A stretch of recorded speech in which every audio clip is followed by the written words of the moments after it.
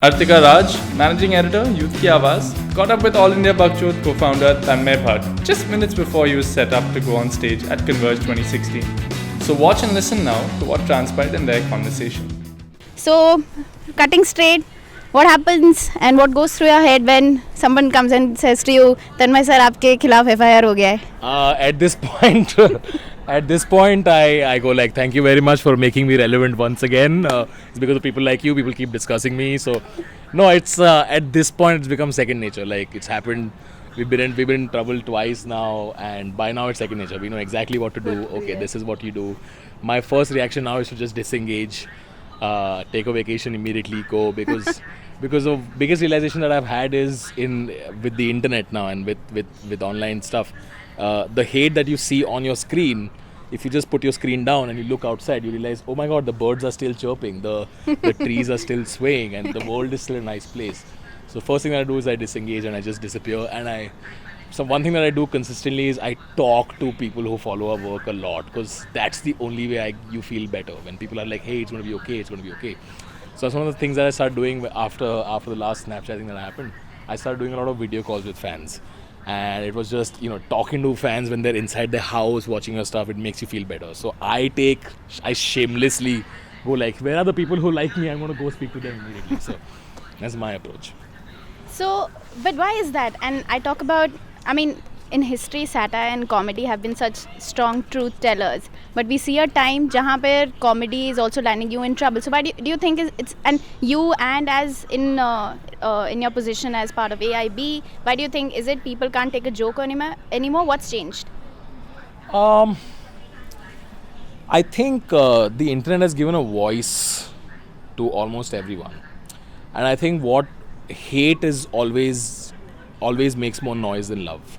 I have never met anyone in person in real life who comes and says, I'm going to beat you. That's never happened. A lot of it is power that people get because they get to be behind the screen and they get to say what they want. So I think the whole offense, this thing, etc., it's momentary. I think the internet has made it a cycle now. It comes and it goes. And I think creators as well as the audience at some point will refine their own thought to realize, to look through this process, and they'll find a middle ground. But satire has always landed people into trouble. It's not, today is just, you just see it a lot more. Yeah. But it always has. If historically, people who used to write protest poems and protest songs, they've always been in trouble, they've always been on the run. So this phenomenon is not new to me, or it's not new to India. It's existed for a long time, and it'll continue to exist. If a comedian or a satirist is not getting into trouble, he's not doing his job right. Yeah, he's not doing his job right. Yeah. But so do you think there is any point at which a comedian needs to apologize for his or her joke? I am a believer in absolute free speech. And one of the reasons why I believe in absolute free speech, not just for comedians or writers, it's for everyone, is, when you're in school, the things I'm talking about, when you're in school, after each lesson, the teacher would be like, does anyone have any doubts? Please ask, no matter how stupid it is, please ask. Yeah.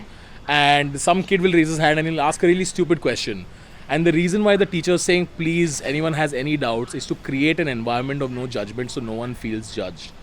So absolute free speech is not just essential to stick it to the man, it's also essential to know just how much work there is left to do to get the lowest common denominator up to speed with you. So when a kid asks a really stupid question, the teacher internally is thinking, oh god, what a dumb question. But the teacher will then sit down and take time to explain to him. So you need to know what the guy at the absolute bottom is thinking for you to eventually have social change, which is why free speech is important. Does a comedian need to apologize? Practically speaking, yes. Because everything is political. You apologize to someone has a political win. Do I believe a comedian should apologize? No, I don't think a comedian should apologize. Comedians are like moral detectives. I'm going to speak about this all today. When you're watching a movie and you see like the detective, to find the culprit, he will break some laws. He will sneak inside someone's house. He will do some illegal things. But the audience is always looking at him going, I hope he gets away with it. A comedian is a moral detective. A comedian will keep pushing the boundary. He'll keep saying things that is uncomfortable. But you as an audience, it's your job to let him go that far. Let him fall. Make a comedian feel secure that if I do something that people don't like, I won't be lynched for it. that's when there'll be progress. What you're It's saying too about heavy. It's too heavy. no, I this suddenly is realized this is it's amazing. incredibly heavy. No, it's a great analogy, Yeah. and it's very interesting what you say about free speech being absolute. Then my question is, what do you say to people who justify hate speech, saying this is my What about hate speech? So this is the counter to absolute free speech, right? I think hate speech that leads to violence is definitely needs to be a crime. But the other counter to that is hate speech is going to exist, irrespective of whether free speech exists or no. Hate speech is going to exist. The people are going to be hateful in their speech. They're going to do that anyway. You can't, to prevent the odd chance of hate speech, curb the right to free speech for everybody else. It's going to happen irrespective. It's like people trying to curb sex. Okay, the people are going to have sex. You can't try and stop them from. People are going to do it. There's a billion people of us. You think they're coming from the sky or what? They're going to do it. So the point is, just to prevent that, you can't let the majority not have the right that they do. Yeah. that's also a great analogy. We're It's going true. to have sex, Yeah, people are going to have sex. irrespective of whether It's you like want the us health to have it ministry. or not. Yeah, the health ministry right now, instead of saying use condoms, they're saying, celibacy is the way to go. I'm like, people, they're not going to do that. Yeah. They're going to screw in as many opportunities as they can. Just tell them to be safe while they do it. Just tell them to be safe. Okay, so just keeping it really tight. One last message for why you think the youth needs to raise their awaaz about these things. Oh, because we are one of the few countries in the world where 70% of the population is young. If the youth doesn't make noise, no one's making noise. You have to make noise. It's a duty. It's your job. But when you're making noise, just think twice before making noise. That's what I tell kids now. So one of the topic is comedy for social change. I end by saying that if you notice, world over right now, there's a wave. There's a wave. There's a war between the haves and the have-nots. The Donald Trump being elected president, Brexit is classic example of the intellectual elite not being able to engage with the have-nots. I think it's the next step out after comedy is to just engage with people. So one of the things that pissed Donald Trump supporters was, hey, if you vote for Trump, you're a sexist. Yeah. Oh, tu to aisa hai, tu to waisa hai. And you can't expect them to listen to you when you're labeling them.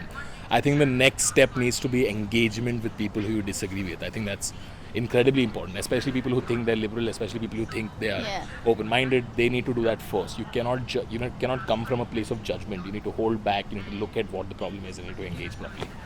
So, just one last question. Do you think there's a funny side to everything? Yes, there's a funny side to everything.